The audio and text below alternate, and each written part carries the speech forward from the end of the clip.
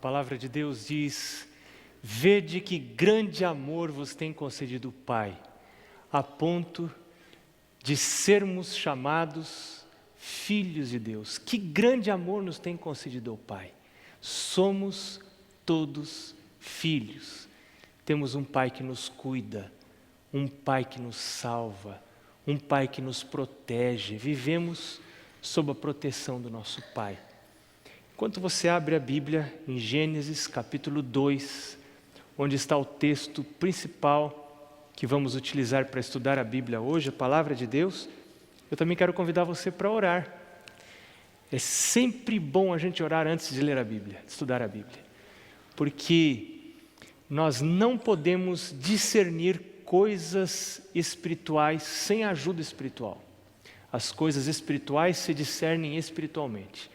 Nós somos incapazes de compreender a Bíblia sem ajuda externa, sem ajuda sobrenatural. Então eu quero convidar você para fechar os olhos, já com a sua Bíblia aberta em Gênesis capítulo 2, e vamos orar ao Senhor. Vamos orar. Senhor Deus, obrigado pelo privilégio que temos de estar na igreja, na Tua casa. Alguns estão escutando a Tua palavra na sua própria casa, pela televisão, outros pela internet, quem sabe alguns ainda pelo rádio. Nós estamos aqui, Senhor, agora para Te buscar conselho da Bíblia, para buscar conselho dos Teus conceitos, dos Teus princípios, porque queremos aprender a ser filhos.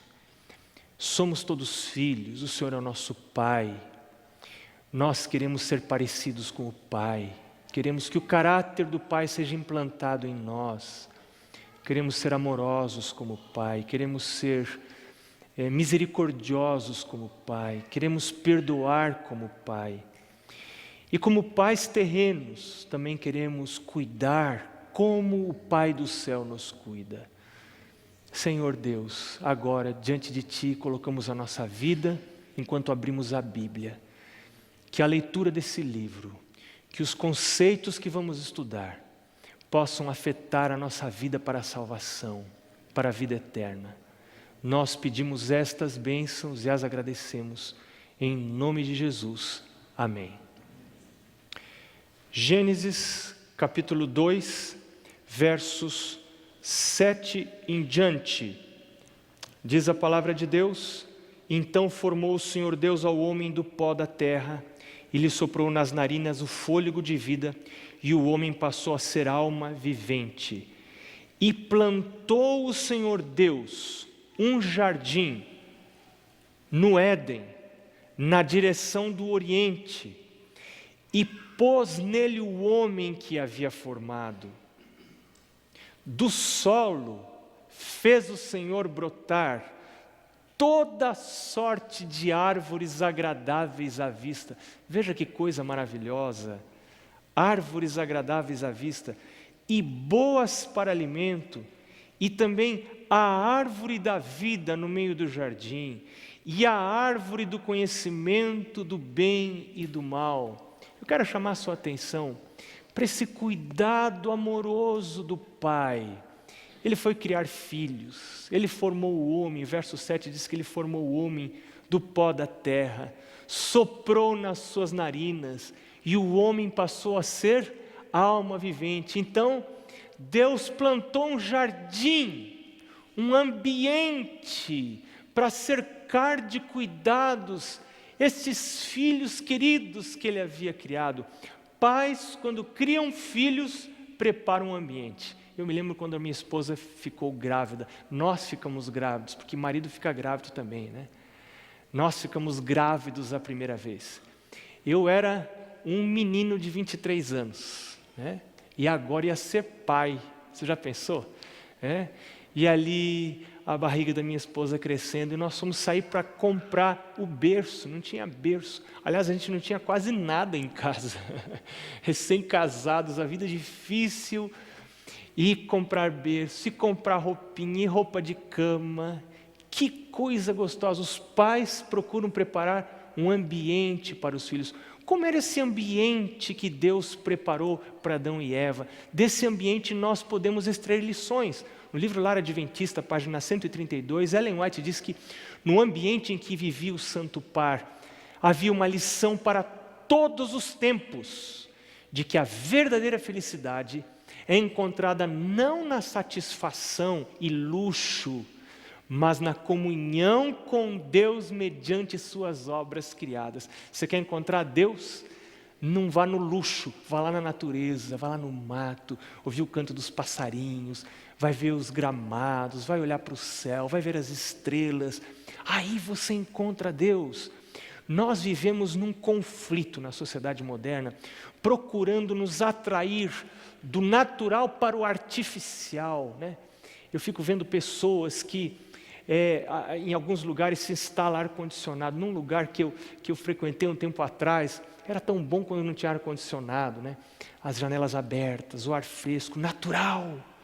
Agora que tem ar-condicionado, as janelas ficam sempre trancadas, e às vezes o ar não é ligado, e enche de gente, e aquele ar fica viciado, pouco oxigênio, muito gás carbônico. E eu fico pensando, que coisa, as pessoas são felizes às vezes por ter o artificial e vivem pior com o artificial, né? A comida artificial é pior do que a comida natural. A vida artificial é pior do que a vida natural, né? E olha esse texto que interessante também. Diz assim: se os homens dessem menos atenção às coisas artificiais e cultivassem maior simplicidade, estariam em muito melhores condições de corresponderem com o propósito de Deus em sua criação. O orgulho e a ambição nunca se satisfazem. Aqueles, porém, que são verdadeiramente sábios, encontrarão um prazer real e enobrecedor nas fontes de prazeres que Deus colocou ao alcance de todos. Então você começa a imaginar como era a vida de Adão e Eva, ali naquele jardim, preparado, criado por Deus, com carinho, a natureza, os passarinhos, a água pura, não tinha gás, né? Não tinha adoçante, não tinha sabor, era água pura. Nosso corpo foi criado para beber água pura, que coisa maravilhosa. Acordavam com o canto dos passarinhos, né? Hoje tem gente que não gosta de ver passarinho de manhã. Esse passarinho já está me acordando, né? Aqui em Curitiba, onde estamos realizando essa semana, né, tem muito passarinho, muito sabiá, cantam cedo. Eles estão na rotina da vida, né? Porque eles param de cantar quando o sol vai embora, e eles começam a cantar quando a vida é para começar, né? Mas a gente está sendo empurrado para fora do natural, nós estamos vivendo fora do natural. Como era esse ambiente lá no Jardim do Éden? Ele era esteticamente equilibrado, e nisso a gente pode tirar lições para o ambiente da nossa casa. Ao estudar o Jardim do Éden, a comida do Jardim do Éden, a maneira como ele foi construído, nós podemos aprender para a nossa casa. Apenas aquilo que era belo, que era puro, que era nobre, que era integral, podia estar lá. Quanto à questão estética do belo, é bom a gente não esquecer que somos influenciados por aquilo que vemos. Jamais esquecemos aquilo que vemos. O que vemos influencia a nossa mente. Uma imagem, uma visão de algo nunca mais sai da nossa mente, a não ser que a gente caia de cabeça, né? E tenha amnésia. Aí você esquece. Mas você esquece. E aquilo influencia. Então a gente tem que pensar, como são os arredores da minha casa? Como que está a minha casa? Como é o quarto dos meus filhos? Como que é o meu quarto? Como que está a organização da minha casa? Porque aquilo que os olhos veem, as coisas externas, entram e influenciam a nossa mente. Em vez de morar onde só se podem ver as obras dos homens, onde o que se vê e ouve frequentemente sugere pensamentos maus, onde a balbúrdia e a confusão produzem fadiga e desassossego, olha o conselho de Deus: vão para um lugar onde possam contemplar o quê? As obras da natureza, as obras de Deus. Busquem tranquilidade de espírito na beleza, quietude e paz da natureza. Aspirem o ar celeste e revigorador. Mas onde as pessoas gostam de morar? Tem shopping, tem McDonald's, né? Vai ter restaurantes, né? Eu não vou morar lá naquele canto, não tem shopping por perto. O que eu vou ficar fazendo? Os pais, diz esse outro texto, estão na obrigação perante Deus de tornar os arredores do lar numa representação da verdade que professam. Seus filhos, neste caso, vão aprender a associar o lar terreno com o lar celestial. Nós, pais, temos essa obrigação diante de Deus. E agora, a gente pensando naquilo que a gente vê, nas informações visuais que rodeiam nossa casa, nosso lar, entra a questão da mídia eletrônica, mídia impressa e a sua relação para com o grande conflito entre o bem e o mal. Gente, mídia é vendedora de ideologias. Hoje toda a mídia está vendendo uma ideologia. Há ideologias por trás de todo o processo de comunicação. E aí precisa entrar um processo muito importante dentro do lar cristão: censura prévia. Lá no Jardim do Éden havia censura, né? Tinha censura, sim. Deus colocou uma árvore da ciência do bem e do mal e disse para o mal: você só fica aqui, o resto você não pode entrar. Então a casa tem que ter uma censura prévia de filmes, de programas, tem que ter esse controle tem que estar nas mãos dos pais. É o pai e a mãe que tem que fazer esse controle dos livros que se leem. Você sabe que livros os seus filhos estão lendo? São livros que estão desenvolvendo conceitos espirituais, morais, de vida, né? De vida abundante ou não. Censura quantos anos, né? Quantos anos? Censura 16 anos, 20 anos. Que tipo de filmes você vai assistir? Bom, que censura que serve para os meus filhos e que tem uma censura para mim? Será? O que disse Jesus? Se não vos tornardes como crianças, jamais podereis ver o reino dos céus, reino de Deus. Então, eu preciso me tornar como criança. Que filme serve para mim, adulto, eu que sou pai? Quantos anos? O livre. É o livre. E mesmo livre, eu tenho que olhar. Será que não tem alguma coisa embutida, algum conceito embutido, né?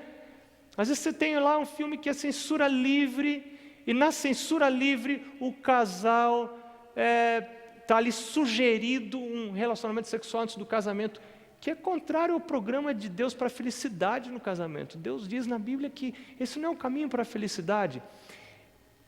Éden tinha um ambiente também auditivamente equilibrado, só aquilo que descansa, aquilo que enobrece. Hoje as músicas que estão no auge, na mídia, são aquelas que cansam, aquelas que excitam, e o ser humano precisa de descanso, de repouso. Era assim o ambiente auditivo lá do Éden. Havia períodos de silêncio para a meditação, de dia um pouquinho mais de sons, à noite menos sons, para descansar. O silêncio é muito importante para a mente, porque nós somos influenciados por aquilo que ouvimos. O tom da voz, os ruídos externos. Eu li um livro de Pedro Bloch. Esse camarada disse, ele mostra ali alguns estudos muito interessantes sobre como o tom da voz da mãe influencia as reações da criança, né? Quando a mãe tem uma voz suave, aquilo vai tornando tende a tornar a criança mais tranquila, mais suave. Como isso é importante? Ruídos externos. Que tipo de som tem permissão para entrar na minha casa? Né? Na casa que é uma casa de filhos de Deus. Isso é bom a gente parar para pensar. A gente toma essas lições do Jardim do Éden. O ambiente ali também era livre de estresse. Olha que precioso esse texto do livro Lar Adventista. Ela diz assim: não é a vontade de Deus que o seu povo fixe residência nas cidades. Isso nunca foi plano de Deus, onde há constante agitação e confusão. Seus filhos devem ser poupados a isto, pois todo organismo é prejudicado pelo corre-corre, pelo trânsito, precipitação, ruído, confusão, buzina, carro para cá, fumaça. Todo o corpo sofre. Nunca foi plano de Deus que a gente morasse na cidade. Por outro lado, nós devemos privilegiar coisas que produzem saúde. Olha essa orientação sobre os quartos. Muito interessante essa orientação. Ela diz assim: os quartos de dormir devem ser colocados de maneira a terem franca circulação de ar, dia e noite. Não corrente de ar, mas tem que ter troca de ar. Tem gente que quando vai dormir fecha a janela, fecha a porta, se puder pôr uma toalha na fresta da porta para não entrar nada, e dorme a noite inteira respirando aquele mesmo ar e expelindo gás carbônico e inalando novamente aquele mesmo ar. Isto não é saudável, e sabe-se que não é saudável, e Deus está dizendo aqui que não é saudável. Ela diz: nenhum aposento é apropriado para servir de dormitório, a menos que possa ser completamente aberto todos os dias ao ar e ao sol, ainda que desbote o seu sofá. Deixa o sofá desbotar, mas você não desbota. Você vai ter saúde. A gente precisa de sol para sintetizar algumas vitaminas. Outra coisa, o ambiente ali no Éden era ecologicamente equilibrado, livre de degradação e de sujeira. Sabe, a consciência ecológica gera altruísmo comunitário. Nós, como cristãos, deveríamos estar encabeçando as iniciativas de ajudar o ambiente, né? A selecionar os materiais, né? Plásticos para um canto, papéis para o outro, para que possam ser reutilizados novamente, né? Outra coisa que Deus proveu no Jardim do Éden: rotina e regularidade. Uma casa, um casamento, uma família precisa ter rotinas, e as crianças sentem tranquilidade com rotinas. Rotina e regularidade. Deus proveu isso lá no Éden, colocando o ciclo dia a noite, alternando períodos de descanso e atividade, períodos regulares e bem regulares, descanso compulsório, obrigatório, né? Pela ausência de luz. Como que Deus fez Adão dormir? Olha, eu acho muito interessante isso aqui, né? Quando dava ali no Jardim do Éden, agora nós estamos 6:30, conforme o horário, eu não sei como é que era o horário do pôr do sol lá no Jardim do Éden, mas deve ser aí por volta, entre 6 e 7 horas, né? Apagava a luz do Jardim do Éden. E agora eu pergunto para você: quem tem sono às 7 da noite? Ninguém tem sono às 7 da noite. E Adão e Eva eram obrigados a parar de trabalhar. E o que esse casal ia fazer se não tinha mais trabalho? E eles não tinham sono. Sabe, Deus ajudou Adão a se tornar o melhor marido do mundo. Também Eva não tinha outro, né? Mas ele era o melhor marido do mundo, porque estava escuro, Adão não podia mais trabalhar. E aí Eva começava a trabalhar. Ela gostava muito de conversar. Era só Eva. As outras mulheres não gostam, né? Eva gostava muito de conversar. E Adão tinha que ouvir. Os homens de hoje têm TV, têm esportes, têm tanta outra coisa à noite, que acabam alienando, fazendo com que o casal sofra de uma alienação. Como é bom quando o casal vai deitar antes de ter sono. E eles têm ali aqueles momentos tão preciosos que são chamados de a conversa do travesseiro. É ali que a gente põe em dia o dia, põe o dia em dia. É esse momento que o casal, talvez o mais precioso que o casal tem para conversar. E ontem eu já falei que tem estudos mostrando que isso afeta a vida sexual do casal. Porque a comunicação é um dos pilares básicos para a vida sexual do casal.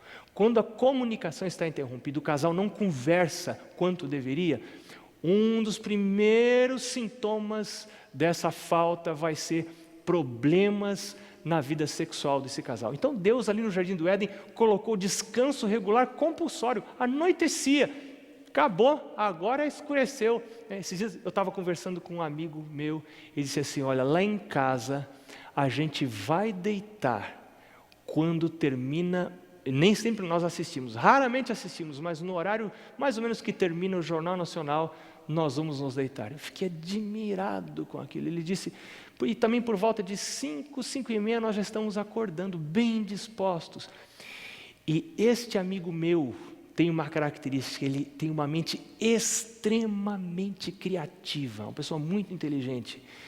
E eu pensei, não é à toa, porque descansa bastante. Tem estudos mostrando que o sono que você tem antes da meia-noite é um sono muito importante para o funcionamento do cérebro. E especialmente as crianças precisam deitar cedo. As crianças precisam ir para a cama cedo. E, gente, criança não pode ir para a cama quando tem vontade, porque ela nunca tem vontade. Ela tem que ir para a cama quando chega a hora de ir para a cama. Ai, mas o meu filho não quer ir para a cama, mas criança não tem querer. É pai e mãe que tem que querer. Uma criatura desse tamanho não vai mandar em alguém desse tamanho. Quem é que manda lá em casa? Então, com todo o carinho, com todo o amor, os pais da terra precisam fazer igual o pai do céu. Precisa pôr regra, precisa pôr limite, porque esse limite é protetor. Essa foi uma maneira que Deus usou para abençoar o casal, em obedecer às rotinas e às regras colocadas por Deus. Você vai ter bênção no seu casamento, você vai ter bênção na sua paternidade. As rotinas são muito importantes para a formação do caráter. Por quê? Porque o nosso caráter é formado pelo conjunto de hábitos que nós temos. É o conjunto de hábitos que forma o caráter. E como nós formamos os hábitos? Os hábitos só podem ser formados quando temos rotinas. E qual é o principal hábito que a gente tem que formar? É o hábito de buscar a Deus. Se você não tem hábito de buscar a Deus, essa sua busca de Deus vai ser muito intermitente, muito ocasional, não vai influenciar sua vida como deveria, como você precisaria. Então, isso é muito importante. Outra coisa que o Senhor proveu lá no Jardim do Éden, apenas alimento saudável e apetitoso. Ali o paladar era educado para gostar só do que é saudável. Não havia opções de alimentação prejudicial. Quando numa casa os pais se permitem colocar à mesa ou na despensa opções de alimentação prejudicial, eles estão ajudando a desenvolver o paladar dos filhos para o lado daquilo que é prejudicial, para a própria ruína da saúde dos filhos. Então Deus nos deu exemplo. No Jardim do Éden, apenas aquilo que era saudável era oferecido por Deus. Havia também tempo regular para contato diário. Nós já vimos nesta semana que na viração do dia, quando o dia amanhecia e quando anoitecia, Deus separava um tempo para entrar em contato com o ser humano.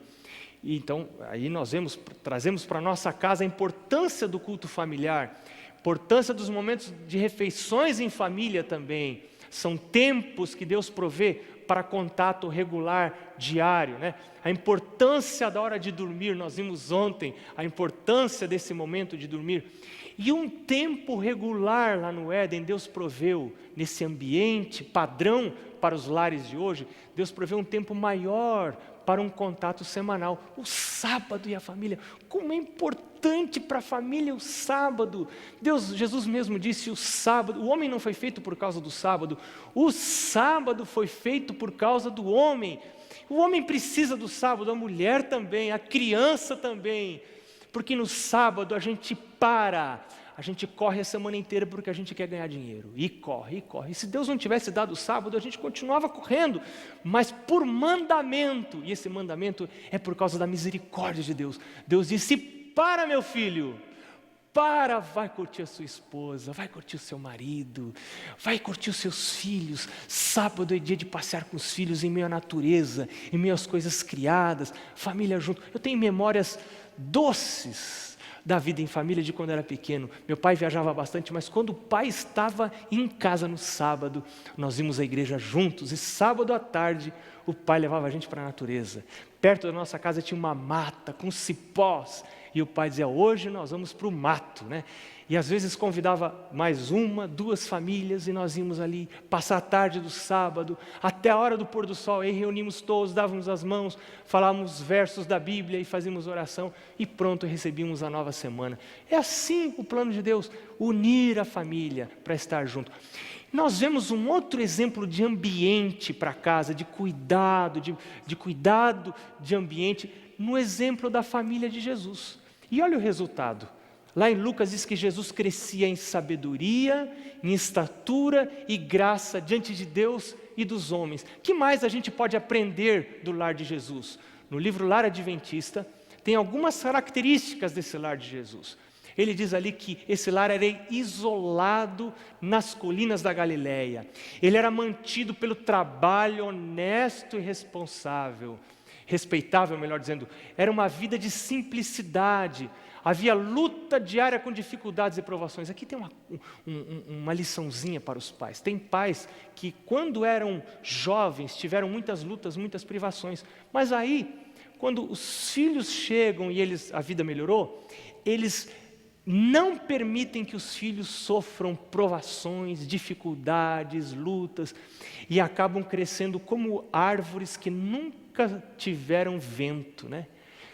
É o vento que faz com que as raízes se aprofundem. Então, é importante que a gente permita que os filhos não tenham tudo o que querem, tudo que a gente pode dar, para que eles aprendam a lutar também. Isso é muito importante. No lar de Jesus havia abnegação, economia e serviço paciente, feito com contentamento. Havia momentos de estudo com sua mãe, havia o rolo aberto das Escrituras. Isso era o culto familiar. Sabe, o culto familiar provê rotina e regularidade para as atividades da família.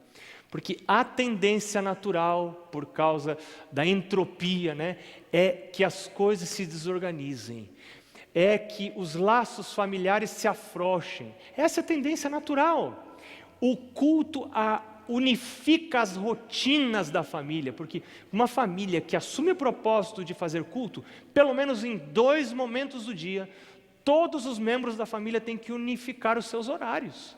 Isso dá um pouquinho de trabalho, mas ajuda a família a andar junta, além do benefício espiritual. Nós já vimos isso, favorece a integração em oposição à desintegração que pode ocorrer nas famílias. Na página 139 do livro Lar Adventista, Ellen White diz, aos pais e às mães sou instruída a dizer, não deixem de conservar os seus filhos dentro do seu recinto. Era assim que era o lar de Jesus. Muito importante a gente criar alternativas para os filhos dentro da nossa casa, trazer os amigos para dentro de casa. Os adolescentes, vem para a nossa casa, faz sujeira, faz, pipoca, dá sujeira, no outro dia a casa está uma confusão, mas traga para dentro da sua casa.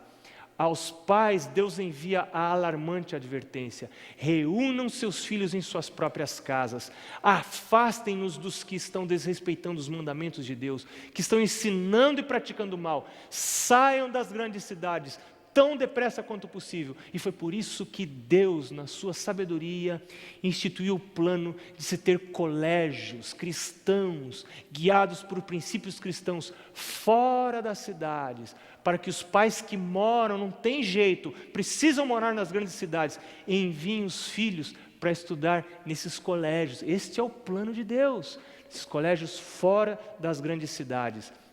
E como era o ambiente relacional e espiritual ali do lar de Jesus. Olha o pai de Jesus, as características de José. José sendo justo e não querendo infamar Maria. Olha o texto que diz, Maria apareceu grávida. Eles estavam, se a gente usar o modelo de hoje, vamos dizer que eles estavam noivos, né? Agora Maria noiva, o José sabia que ainda não havia conhecido Maria como esposo, né? Agora aparece Maria noiva. José, pelas leis vigentes naquela época, poderia ter levado Maria à praça pública e dito: olha pessoal, Maria está grávida, ela ainda não foi minha esposa e está grávida, vamos apedrejar Maria. Mas José não fez isso. José era um homem justo e não quis difamar, não quis infamar Maria, planejou deixá-la secretamente. Olha outra característica de José: despertado do sono, fez como lhe ordenara o anjo do Senhor e recebeu sua mulher. Ou seja, ele era obediente ao Senhor. Esta é a característica de pais. Como que um pai que não é obediente ao Senhor deseja que o seu filho seja obediente a si? Não é possível. José era obediente ao Senhor. E a mãe, Maria, dela é dito: o Senhor é contigo. Deus era com Maria. Achaste graça diante do Senhor. Ela achou graça diante de Deus. E ela mesma disse: aqui está a tua serva. Cumpra-se em mim conforme a tua palavra. Veja, Senhor, cumpra a tua palavra, a tua vontade na minha vida e não a minha vontade. O que esses pais fizeram? Quando nasceu Jesus e quando chegou a época certa, levaram Jesus a Jerusalém para o apresentarem ao Senhor. O nenezinho, nós queremos que esse nenê seja abençoado por Deus. Esse costume ainda está preservado na igreja até hoje, né? Nenezinho nasce, o pai e a mãe dizem: eu quero entregar esse filho para Deus, para trabalhar para Jesus, para servir a Jesus. Eu não quero que essa criança seja o que eu desejo, eu quero que essa criança seja o que Deus planejou para ela, que sejam cumpridos os propósitos de Deus na vida dessa criança. E junto com isso, eles apresentaram uma oferta do nascimento dessa criança, essa oferta do nascimento. A Bíblia diz que eles eram cumpridores da lei. Outra coisa que diz, eles eram atentos às reuniões religiosas. Regularmente os pais iam a Jerusalém para a festa da Páscoa. Outra coisa importante, esses pais levavam o filho aos cultos, levavam o filho com eles. Devem os pais e mães, diz o livro Orientação da Criança, tornar uma regra pelo seu próprio exemplo. É nosso dever ordenar nossos filhos e nossa casa depois de nós, como fez Abraão. Sabe, vou contar uma coisa para vocês. Um dia, eu estava para sair para a igreja, e pelos meus movimentos, o meu pai percebeu que eu não ia para a mesma igreja que ele estava indo. E ele sabia, meu pai não tinha nascido ontem, né?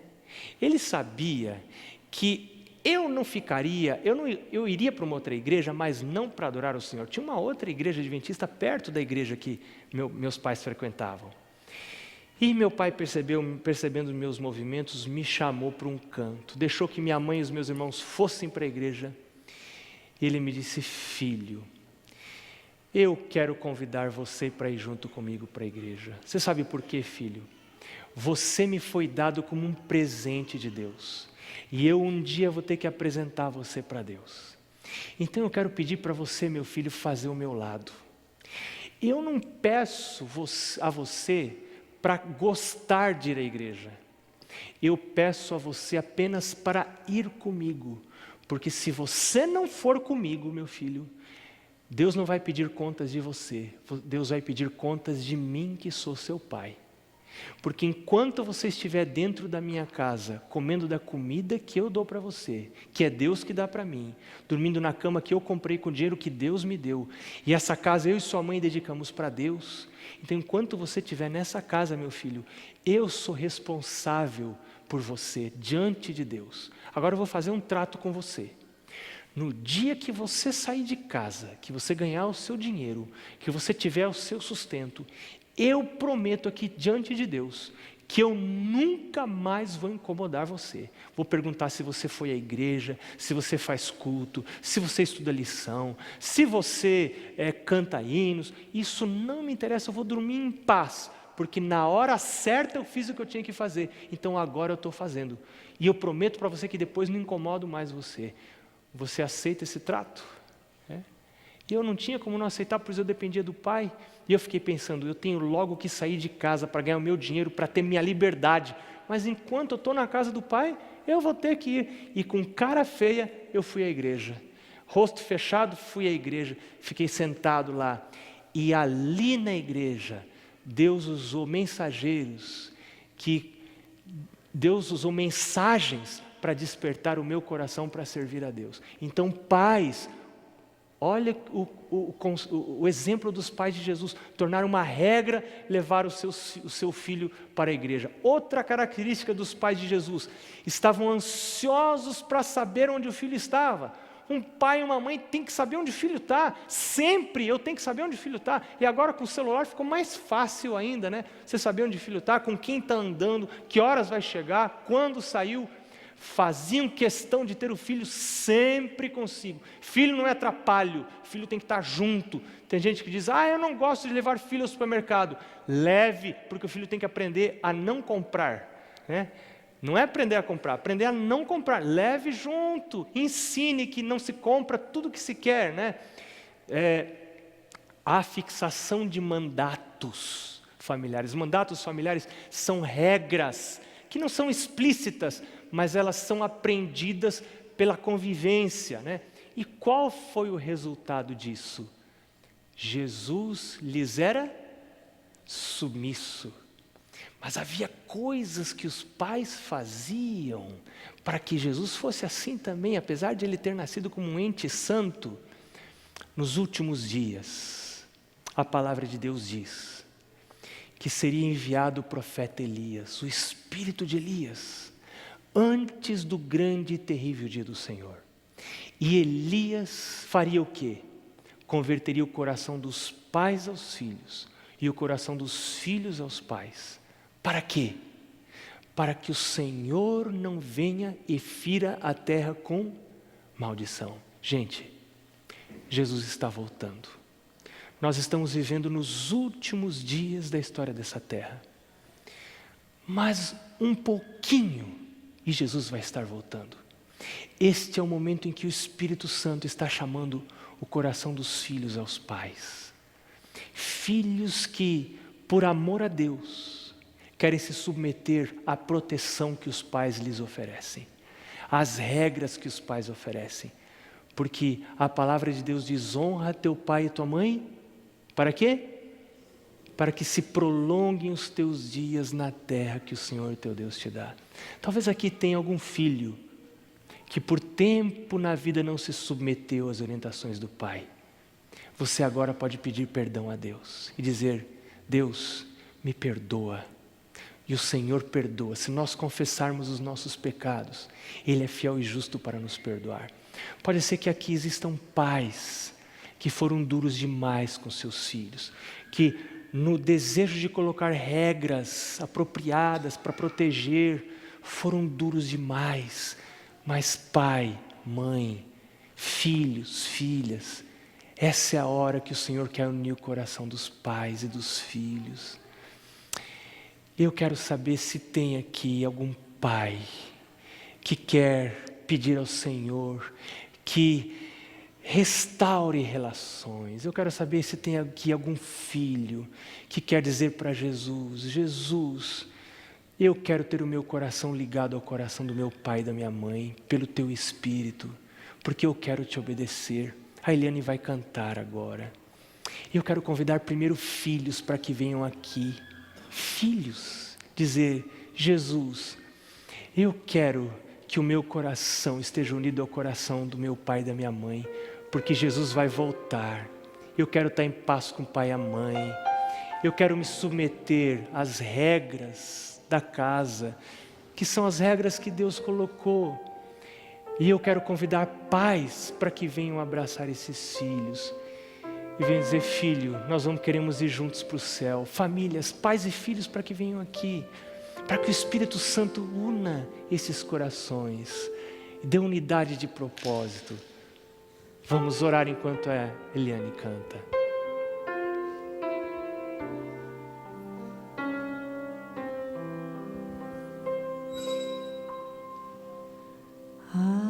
Aflito e triste coração,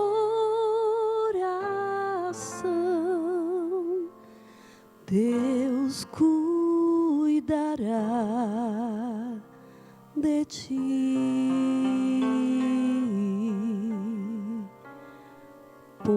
por ti opera a sua mão.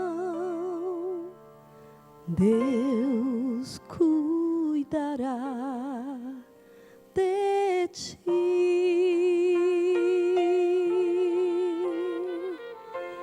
Deus cuidará de ti em cada dia proverá. Sim, cuidará de ti. Deus cuidará de ti. Antes da Eliane cantar a segunda estrofe, eu quero dizer para você que muitas vezes fui rebelde ao amor do meu pai e da minha mãe, que queriam me proteger, que queriam me cuidar. Mas eu quero pedir ao Senhor Jesus que me perdoe. E eu quero chamar pais que foram rebeldes um dia e querem dizer: Senhor Jesus, me perdoa a minha rebelião, eu estou aqui por causa disso. E quero pedir ao Senhor que dê para mim um coração de pai como é o coração dele. Tem algum pai que algum dia foi rebelde para o seu pai e quer estar aqui comigo e dizer: Senhor Jesus, eu quero que o Senhor restaure a minha relação com meu pai. Filhos, quero convidar filhos para virem aqui, para que o Senhor, o Espírito de Deus, restaure essas relações antes que venha o dia do Senhor. Na dor cruel, na provação,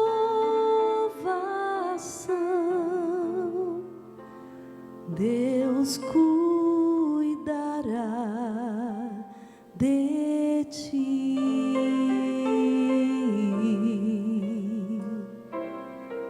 Socorro dá e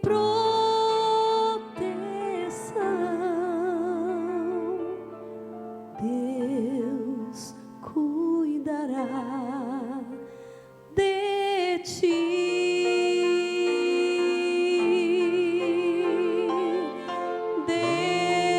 Deus cuidará. Vamos cantar junto? Dará de ti em cada dia proverá. Sim, cuidará de ti. Deus cuidará de ti.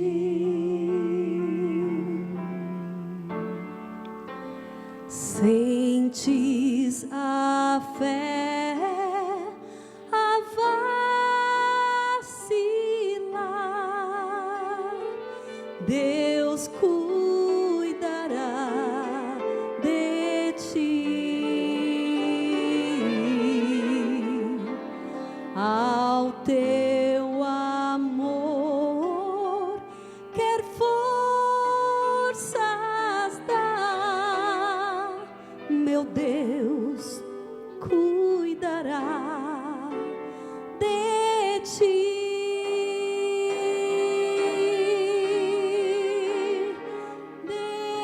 Deus cuidará de ti em cada dia proverá. Sim, cuidará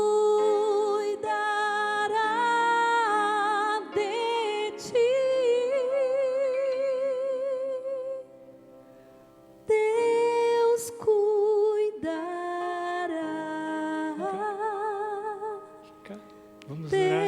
Traz a filhinha. Traz a filhinha. Vem cá. Amém. Amém. Vem cá. Vem cá.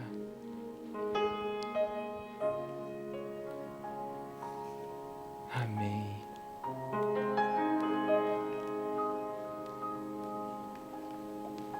Pais, filhos, tem algum pai que quer, e uma mãe que quer abraçar um filho e pedir perdão para um filho? Esse é o momento.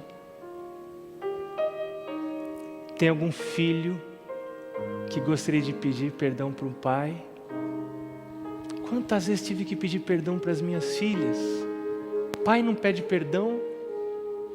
Mãe não pede perdão? Gente, Jesus está voltando. O Senhor quer restaurar as relações que são rompidas. O Senhor quer dar unidade para nós. Vem cá, 3 gerações. Vem cá. A avó, a mãe e a filha. Vem cá. Que coisa maravilhosa. O Senhor é tão bom para nós. Tem famílias aqui que estão celebrando a bênção de Deus da unidade. Que coisa maravilhosa. Que coisa maravilhosa. Eu quero fazer uma pergunta. Tem alguém aqui que tem uma mágoa? Uma mágoa contra o pai e a mãe? Quer entregar essa mágoa para Jesus? E quer pedir para Jesus perdoar? E ajudar você a perdoar essa mágoa? Quero convidar você para vir aqui, dizer: Jesus, cuida de mim, cuida de mim. Entrega essa mágoa para Jesus. Vem aqui entregar para Jesus essa mágoa. Deixa Jesus tirar esse peso de você. Muito bem. Vamos curvar a cabeça e vamos orar. Vamos orar. Como um pai se compadece dos seus filhos, assim o Senhor se compadece daqueles que o temem. O Senhor é um pai amoroso, um pai protetor, um pai que cuida. Nós estamos hoje na tua casa para celebrar o teu cuidado, Senhor. E aqui à frente estão famílias que te amam e que desejam ter os seus laços patrocinados pelo teu amor santo, sagrado, restaurador.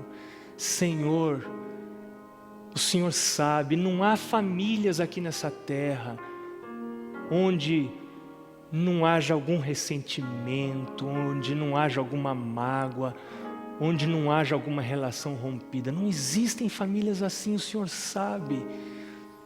Nós estamos aqui na tua casa não é porque queremos parecer bons, mas porque queremos vida eterna, queremos esperar Jesus voltar. Então, Senhor Deus, nós queremos pedir perdão como filhos, queremos pedir perdão como pais, como mães. Restaura as relações antes que venha o grande e terrível dia do Senhor. Converta o coração dos pais aos filhos, dos filhos aos pais. Nós te louvamos por essa obra do Espírito Santo. Nós te agradecemos por isto. E abençoa, Senhor, as famílias que desejam este poder dentro da sua casa e da sua família. Em nome de Jesus. Amém. Que o Senhor abençoe você. Amanhã nós vamos estar neste mesmo horário, estudando mais um tema da Semana da Família. Que Deus esteja na sua casa. Amém.